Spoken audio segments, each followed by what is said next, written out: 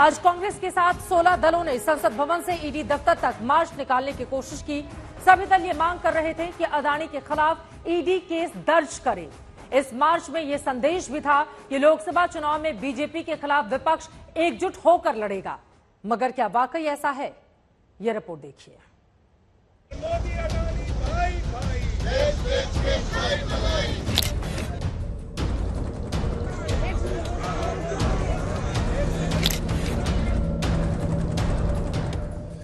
राजनीति में होने से ज्यादा दिखना मायने रखता है। तो विपक्षी एकता हो या ना हो, मगर दिखाने की कोशिशें की जा रही हैं। अलग अलग मुद्दों पर अलग अलग राय रखने वाले 16 दल अदानी के मसले पर एक साथ निकले, संसद के गलियारे से ईडी दफ्तर की ओर, इस मांग के साथ कि ईडी अदानी के खिलाफ केस दर्ज करे।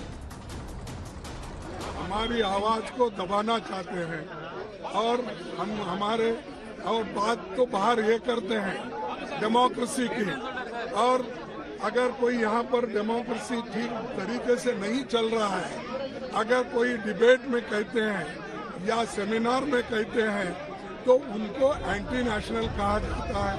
इस मार्च से पहले कांग्रेस के मुखिया मल्लिकार्जुन खड़गे ने ईडी के डायरेक्टर को एक चिट्ठी लिखी थी। चिट्ठी में लिखा था, अदानी के भाई और करीबियों ने मॉरिशस, साइप्रस, यूएई, सिंगापुर जैसी जगहों से 38 शेल कंपनी बनाकर स्टॉक की कीमतों में हेराफेरी की। अदानी के भाई की ओर से मूलभूत नियमों के उल्लंघन की जानकारी सार्वजनिक हो चुकी है। अदानी ग्रुप की कंपनी की ओर से आदि ग्रुप को बेतहाशा कर्ज देकर उसे अदानी पावर में डाला गया, इसकी जांच हो। सितंबर 2021 में मुद्रा पोर्ट पर 3000 किलो ड्रग्स के मामले में कंपनी की जांच नहीं की गई। अदानी ग्रुप को कम कीमत पर धारावी डेवलपमेंट और झारखंड पावर एग्रीमेंट में नाजायज फायदा दिया गया।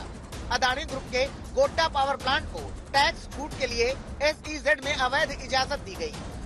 कांग्रेस पूछ रही है कि अदानी की अमीरियत में दिन दूनी रात चौगुनी तरक्की कैसे हुई? ऐसा क्या हुआ कि अदानी ने घर में टकसाल बना ली? अडानी से आपका क्या रिश्ता है और अडानी पर आप चुप क्यों हैं? ये सवाल का जवाब तो आपको अंततोगत्वा देना पड़ेगा और आप सुप्रीम कोर्ट की कमेटी के पीछे नहीं छुप सकते हैं, क्योंकि सुप्रीम कोर्ट की committee review of regulatory framework पे है। वो ये नहीं पता करेगी कि क्या 82 गुना स्टॉक कैसे बढ़े, बेनामी संपत्ति, बेनामी पैसा लाने का जो आक्षेप लगा है वो कैसे आ रहा है। मोदी अडानी भाई भाई, बंद करो। कांग्रेस के हौसले में इजाफा इसलिए भी था क्योंकि आज उसके सहयोगी कदम से कदम मिलाकर उसके साथ चल रहे हैं। ईडी तक पहुंचने नहीं देंगे क्योंकि ईडी हमारे यहाँ पहुंचती है, अपोजिशन के यहाँ। लेकिन हम डरने वाले नहीं हैं। चाहे लालू जी हो, चाहे शिवसेना हो, एनसीपी हो, सभी विपक्ष के खिलाफ ईडी और सीबीआई जो टारगेट कर रही है ना, हम आखिर तक लड़ते रहेंगे। महाराष्ट्र वाले जो बोल रहे थे वही बिहार वाले बोल रहे थे। अदानी के खिलाफ मामला दर्ज होना चाहिए, जांच होनी चाहिए। ये विजुअल प्रतीक है कि ये तानाशाही सरकार है, हम इन्हें झुकाएंगे। ये मार्च रुकेगा नहीं। मार्च के महीने में ये मार्च और तरीके इस सरकार की व्यवस्थाओं को, कुकृत्यों को लगातार उजागर करेंगे। आरजेडी लालू परिवार का हवाला देकर कहती है कि वो ईडी की सताई हुई है। आम आदमी पार्टी सत्येंद्र जैन और सिसोदिया का हवाला देकर यही कहती है कि जब हम पर कार्रवाई हो रही है तो अदानी में ऐसे कौन से सुरखाब के पंख लगे हुए हैं कि उन्हें परवाज करने दिया जा रहा है। जांच कराओ, जांच कराओ। आप लोगों के बैरिकेड लगा दिया गया है। जेपीसी। डिमांड क्या है आप लोग? ईडी इस मामले में FIR दर्ज करके इन्वेस्टिगेशन शुरू करे। अडानी के खिलाफ कार्रवाई क्यों नहीं हो रही है? कांग्रेस आरोप लगाती है कि अगर ईडी ने अदानी के खिलाफ जांच शुरू कर दी तो बीजेपी का सारा भ्रष्टाचार सामने आ जाएगा। सरकार तो अडिग रहेगी। सरकार की दिलचस्पी रह सकते क्या? तो जानते हैं कि अगर जेपीसी का मांग मान ले तो बीजेपी पार्टी की सारे धजिया आम लोगों के सामने उड़ जाएगी। बीजेपी की सारे जो नोटों की, बीजेपी की सारे भ्रष्टाचार आम लोगों के सामने साबित हो जाएंगे।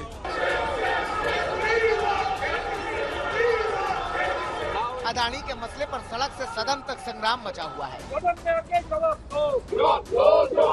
ये संग्राम उस सियासत को हवा दे रहा है जो 2024 के लिए बुनी जा रही है। फिलहाल जो माहौल है वो यही कह रहा है कि 2024 के चुनाव में अदानी का मसला जमकर उछाला जाएगा। दिल्ली से मौसमी सिंह और सुप्रिया भारद्वाज के साथ आज तक ब्यूरो। आज के मार्च में जहां विपक्ष की 16 पार्टियां थीं, वहीं 2 पार्टियों ने इस मार्च से किनारा कर लिया। टीएमसी और एनसीपी हर प्रदर्शन में शामिल नहीं हुए। जैसा कि इस वक्त आप देख पा रहे हैं, टीएमसी ममता बनर्जी की पार्टी अलग से प्रदर्शन कर रही थी। कांग्रेस के साथ वो जाने को तैयार नहीं थी। टीएमसी ने अलग मार्च निकाला। एनसीपी बैठक में जरूर शामिल रही, लेकिन एनसीपी भी इस मार्च में शामिल होने के लिए नहीं पहुंची। एनसीपी ने अडानी के खिलाफ जांच के प्रस्ताव पर भी हस्ताक्षर नहीं किए। वहीं टीएमसी कांग्रेस से अलग लगातार अडानी के खिलाफ प्रदर्शन कर रही है, लेकिन कांग्रेस के साथ वो दिखना नहीं चाहती। एनसीपी की ओर से वजहों का खुलासा नहीं किया गया है। वहीं टीएमसी की ओर से साफ किया गया कि वो कांग्रेस के साथ नहीं है। यानी साफ है कि तीसरे मोर्चे की उम्मीद पर ममता बनर्जी अभी भी कायम है। फिलहाल इस वक्त हम आपको ये जो पार्टियों के नाम दिखा रहे हैं, विपक्ष का बड़ा हिस्सा इस प्रदर्शन में शामिल हुआ। कांग्रेस के साथ नजर आया आरजेडी, झारखंड मुक्ति मोर्चा, शिवसेना, उद्धव ठाकरे वाली, डीएमके। यहां पर अलग अलग पार्टियां, समाजवादी पार्टी दिखा रहे हैं, कांग्रेस पार्टी ने इसकी अगुवाई की है, सीपीआईएम, लेफ्ट की पार्टियां, ये तमाम पार्टियां शामिल रही। भले ही ये अलग अलग विचारधारा से यहां पर आगे बढ़ रही हो, लेकिन एकजुट आज नजर आई। आम आदमी पार्टी से लेकर समाजवादी पार्टी तक के नेता इस प्रदर्शन में शामिल हुए। आम आदमी पार्टी खासतौर से कांग्रेस से किनारे दिखना चाहती थी, लेकिन आज हुए इस मार्च में कांग्रेस और आप भी साथ साथ नजर आए। ये तो साफ है कि जांच एजेंसियों का मुद्दा 2024 में बड़ा होने वाला है। विपक्ष की कई पार्टियों के कई दिग्गज नेताओं पर ईडी और सीबीआई लगातार अपना शिकंजा कसते हुए चली जा रही है। आइए जरा नजर डाल लेते हैं कुछ वो चेहरे जो जांच एजेंसियों के लगातार निशाने पर हैं। एक एक करके सबसे पहले राहुल गांधी। आपको बताते चले कि राहुल गांधी के खिलाफ मामला जिस तरह से चला, हम सब ने देखा। जब ईडी ने पूछताछ के लिए बुलाया था तो राहुल गांधी नेशनल हेराल्ड के केस में पेशी के लिए जब जा रहे थे तो किस तरह से हंगामा कांग्रेस पार्टी के तमाम कार्यकर्ताओं की ओर से ईडी दफ्तर के बाहर बरपा दिया गया था। मनीष सिसोदिया शराब नीति मामले में ईडी का शिकंजा कसा और उसके बाद पूर्व उप मुख्यमंत्री इस वक्त जेल के भीतर हैं। मनीष सिसोदिया, जिनके खिलाफ जांच जारी है। अरविंद केजरीवाल लगातार मनीष सिसोदिया का नाम लेकर सरकार पर सवाल कसते हैं, तंज कसते हैं। टीआरएस यहां पर देखिए, कविता के खिलाफ भी शराब नीति मामले में, जो कि टीआरएस की एमएलसी हैं, उनके खिलाफ शराब नीति मामले में लगातार शिकंजा कसता हुआ चला जा रहा है। ईडी उनसे पूछताछ भी कर चुकी है। इसके पहले दिल्ली में विपक्षी एकजुटता का संदेश देते हुए जंतर मंतर पर प्रदर्शन भी किया गया था। हालांकि महिला आरक्षण का मुद्दा लेकर उनकी ओर से प्रदर्शन किया गया, लेकिन कुल मिलाकर बीजेपी पर वो भी निशाना लगातार साध रही है। आरजेडी नौकरी के बदले जमीन मामले में लालू प्रसाद यादव की आज फिलहाल उनको कोर्ट से राहत जरूर मिल गई है, लेकिन कुल मिलाकर 2004 से लेकर 2009 तक का रेल मंत्री के दौरान जमीन के बदले नौकरी देने के जिस तरह के गंभीर आरोप लगे हैं, उन पर शिकंजा ईडी सीबीआई का कस रहा है। यहां पर बात करें टीएमसी की, हालांकि आज जो मार्च हुआ टीएमसी अलग से प्रदर्शन करती हुई नजर आई। कांग्रेस के साथ वो दिखना नहीं चाहती थी। ममता बनर्जी की पार्टी के ऊपर भी कई ऐसे चेहरे हैं जिस पर शिकंजा कस रहा है। कोयला खनन के आरोप लगे हैं टीएमसी के एक नेता के ऊपर, और इसके अलावा दूसरे कई और भी नेता हैं जिनके ऊपर लगातार कई आरोपों के तहत उनसे पूछताछ की जा रही है। वहीं दूसरी तरफ शिवसेना उद्धव ठाकरे के गुट वाली अगर हम बात करें, यहां पर आपको दिखाई दे रहे हैं संजय राउत। पात्रा चौल घोटाला मामले में हम सब ने देखा था किस तरह से उनके ऊपर शिकंजा कसा था, जिसके बाद उनकी ओर से भी शक्ति दिखाने की कोशिश मुंबई में, महाराष्ट्र में की गई थी। तो ये तमाम वो चेहरे रहे जिनके खिलाफ ईडी सीबीआई की जांच जारी है, और इन दलों की ओर से आज जबरदस्त तरीके से बीजेपी पर हमला करते हुए ईडी दफ्तर तक मार्च निकाला गया था।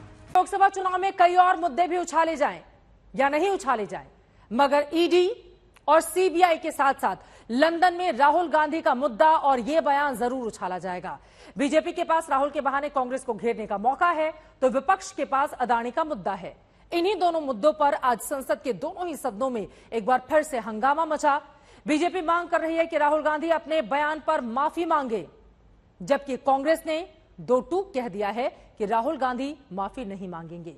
इस बीच कांग्रेस के नेता अधीर रंजन चौधरी ने लोकसभा स्पीकर को चिट्ठी लिखकर कहा है कि सरकार जानबूझकर संसद चलने नहीं दे रही है।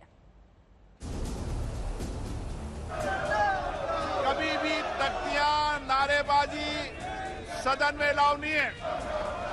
आप कुछ बोलना चाहते हैं? संसद से भागने की बजाय आकर संसद में माफी मांगे। माफी का सवाल नहीं। रेगुलर नोटिस अपनी जगह, पर अगर ये चर्चा चाहते हैं, भारत का अपमान कर रहा है इस सदन के एक नेता और सदस्य राहुल गांधी। स्वीकृत हुआ। अजय भट्ट असलियत ये है कि हिंदुस्तान के लोकतंत्र में पहली बार सत्ता पक्ष खड़ा होकर सदन नहीं चलने दे रहा है। राहुल गांधी के लंदन वाले बयान पर लोकसभा से लेकर राज्यसभा तक बवाल जारी है। चीन की धरती पे, कोरिया की धरती, ऑनरेबल मेंबर्स, उस पर भी चर्चा हो जाए। ऑनरेबल मेंबर्स की मांगनी चाहिए। दोनों सदनों में सत्ता और विपक्ष दोनों तरफ से जमकर हंगामा कर रहे हैं। जहां विपक्ष अदानी मामले पर जेपीसी की मांग कर रहा था, वहीं बीजेपी सांसद इसलिए नारेबाजी कर रहे थे कि राहुल ने विदेशी जमीन पर देश का जो अपमान किया है उसके लिए वो संसद में आकर माफी मांगे। केंद्रीय मंत्री प्रहलाद जोशी ने कहा कि सेना और देश का अपमान करना कांग्रेस की पुरानी फितरत है, इसलिए राहुल को माफी मांगनी ही पड़ेगी। भारत का अपमान कर रहा है इस सदन के एक नेता और सदस्य राहुल गांधी। और उन्होंने क्या कहा है? उन्होंने कहा है